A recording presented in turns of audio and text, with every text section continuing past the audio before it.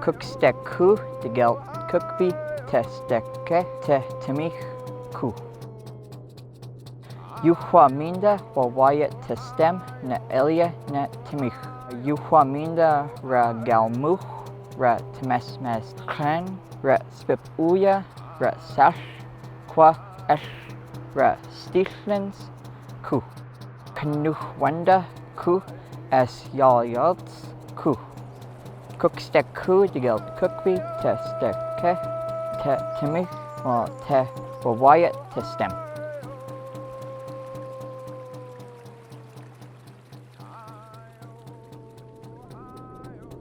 I was born and raised in Windermere and have lived on this river and Lake Windermere all my life.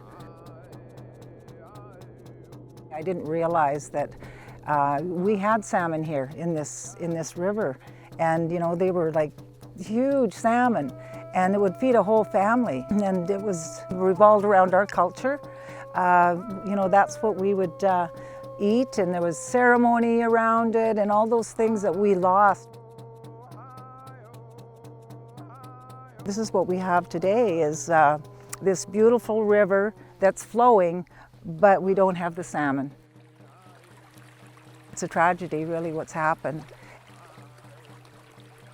We used to be able to walk across the backs of the salmon across here, the old people used to say, or it'd be so thick, all you would see is red. You'd think it was blood red, but it's the fish. Those salmon used to come right up this river, right up to the top there. Obviously the salmon coming up once a year, they would all come together and they would sit at this area and wait for them. And I guess in the evenings or something, it's when they would come up and they would all head to the water. They'd have spears, I guess, and weirs and who knows, but there's nothing left up there. Found one.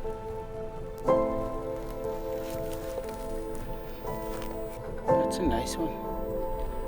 That's a very important spot for us as Shuswap Indian Band because of the, well, obviously it was a harvesting site, but it was one of our harvesting sites that we know was communal with not only ourselves, but we fished there with the Ktunaxa people as well.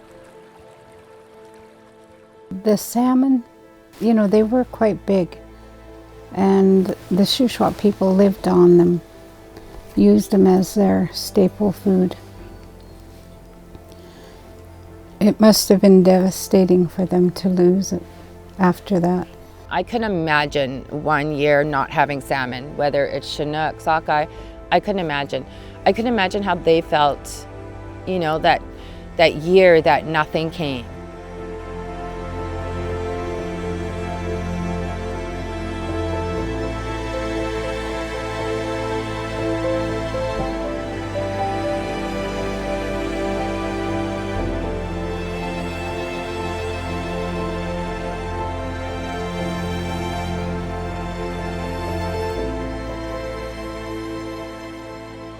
So Grand Coulee was the nail in the coffin for the most part, right?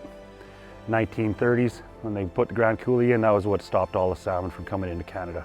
Well, since then, we have, we've had more dams built. So there's numerous dams on the US as well as the Canadian side of the borders that hinder, if not completely stop, fish from going through.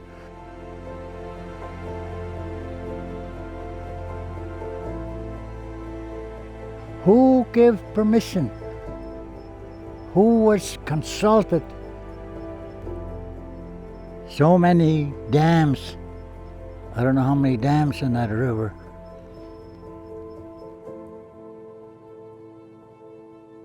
When they built a Mica Dam there, they never even consulted with their people. And, they just simply went ahead and done it without any consultation, huh? They never thought what creating these dams without any fish pastures would do to them. They not only lost the access to the resources, but they lost access through the Indian Act to their sqléten, to their relatives in the rest of the territory, because they were restricted, their movements were restricted to being on the reserve. So the things that they lost that they're still trying to revive today and revitalize today are the salmon ceremony, the songs and the laws. They lost all our salmon in 1941 or somewhere in there. They put the last salmon out when they closed the gates of the Mica Dam, and they built it with dams without fish ladders. The last one that was caught was in about 1945, and it was 4 feet. It was huge, and it was actually caught in Briscoe. The salmon were a gift to us. The salmon were gifted to us to help us feed ourselves. We not only need to have respect for the salmon, but we need to have respect for everything else. When they were building that dam there, they knew that they were taking away our lifestyle. So to compensate us, they started issuing our bands spam in exchange for salmon. For the loss of the salmon, the government was giving our native people spam. And I remember growing up with that. Without salmon in our diets, we're looking at a lot of health concerns. Our lives, our way of life, our ability to heal ourselves spiritually while we're fishing, because we're not there just to fish. We're there to be a community of a healthy, thinking, functioning community that relies on coming together to access salmon. So that's a traditional food that we use all year round, very, very important, to subsidize our omega-3s and all those oils, to maintain a healthy lifestyle. So yeah, salmon, it's not only a spiritual thing, it's a need that our body needs all year round, right, is that those oils, right? In the loss of salmon sqléten in the Columbia River system,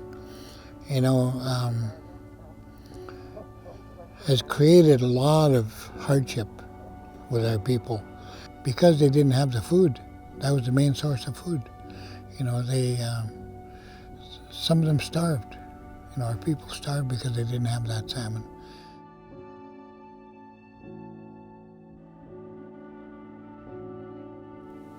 My mom had to go to jail because she killed a couple of cattle to feed us.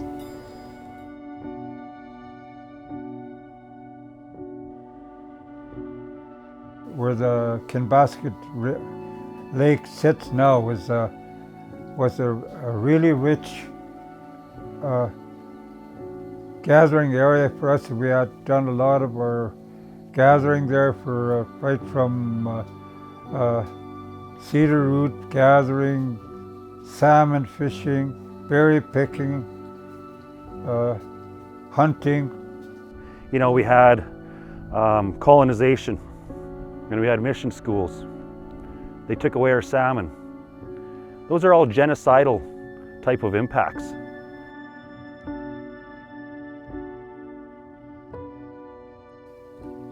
It's kind of sad, we lost our language here. The last person that spoke the Kenpesq't dialect passed away a couple of years ago. And that was the last speaker of the Kenpesq't language. There's words that are only used when you're fishing. If you aren't fishing, those words are gone. I don't know those words because they're gone.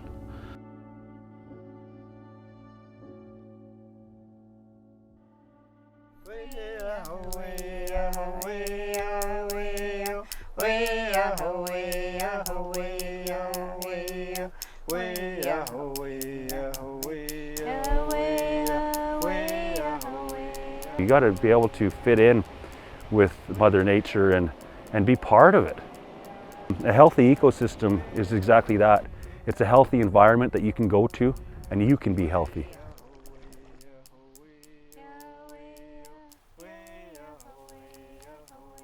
There was a spawning ground here back in the day for salmon, and I think that's what that weir was used for.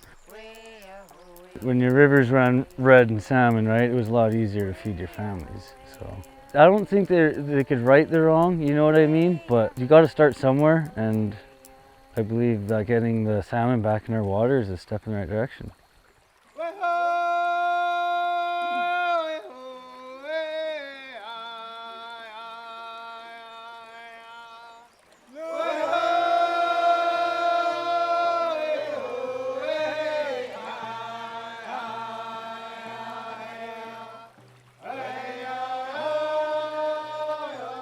Today, there are ceremonies on the Columbia praying for that salmon to return.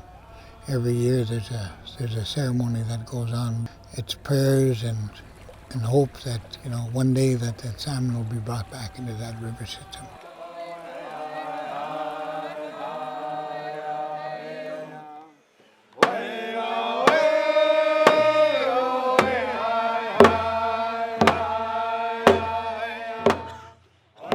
The Columbia River Treaty is a transboundary water agreement between Canada and US. This time the First Nations, the Ktunaxa, the Okanagan, and the Secwépemc got together and said that they wanted to be sitting at the table to be a part of these negotiations. It's been a couple years in the renegotiation process. So within that we're including our cultural values in there, ecosystem studies that all three nations are being involved in. How do you repair the damage that's been done to our traditional ways and our ceremonies and our own Indigenous laws? How do we repair that? How do we revitalize that? That's something that needs to be addressed in the renewal of this treaty for the Columbia River Dam. That's a piece that has to happen there. It needs to be a cultural revitalization component to it. Well, we all use salmon as our main staple to live a long time ago. So now would be a good time to get together and fight for a good cause. Get the salmon back. There's no one that knows this river better than Indigenous people. And so, you know, it isn't for BC to make those decisions or Canada to make those decisions. It's a joint decision with the nations that live along this river as well. I think it's about time that we started really working together to make this a better place and to give back the culture to the Indigenous people that were here to begin with. The Columbia River Salmon Reintroduction Initiative. It's a 3-year initiative, Indigenous-led, how to reintroduce salmon into the Columbia River Basin. It's the 5 governments, so Ktunaxa, Okanagan, and the Secwépemc, and BC and Canada. So we're all sitting at the table now to discuss options and ways on how to get the salmon back into the Columbia. As that group, we look at the feasibility and the opportunity to restore salmon back in the Columbia River, because we can't just start dumping salmon into the river expecting it to be miraculously saved and restored. We have to do our due diligence in terms of protecting what's here now, right? Our resident fish stocks are very important still. We do not want to harm them. Those salmon have a spiritual connection to where their ancestors, be it 80 years ago, would go to try and swim through and spawn, but now it's blocked, so those salmon are still coming, trying to get through. Their spirits want to be home. And just like a salmon's always trying to get back to its home, it's spiritually connected to its home, where their ancestors are from, kind of like us. They're born here, they die here in Secwépemc. So for us, it's about looking after where they're born and where they die, and it's a part of our culture. We have a responsibility as caretakers of the land, and so that's what it's about, but also caretaking the water, because it really is the water. Water is life. This isn't just about people, you know, this is about the whole life cycle, you know, and it starts with the little insects in the water, right up to, you know, the salmon. Who are the salmon feeding? Not only us, but, you know, there's the bears and there's the cougars and all the animals in this valley. I can't even start to name them. There's so many that live off the salmon. So it's it's going to be inclusive to not only humans, but all wildlife. It's very powerful because we're all being united and it is a collaborative front, right? So this initiative is Indigenous led. So each nation, the Ktunaxa and the Okanagan and the Secwépemc, working together and sitting at these tables, it's just powerful. We can't do this without all 5 of us. The ability to practice ceremony, speak our own language is all but lost in our community. And I feel that salmon will be instrumental in helping to return that. It's a powerful thing to think that, one day their community will have salmon again.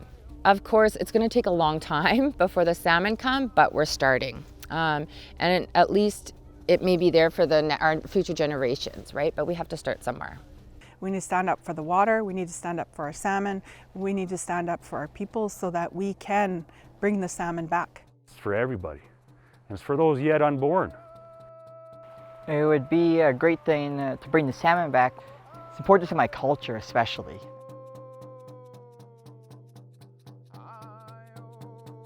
Sqléten without alia matla. So if the salmon comes back, that'll be great for the people because we're salmon people.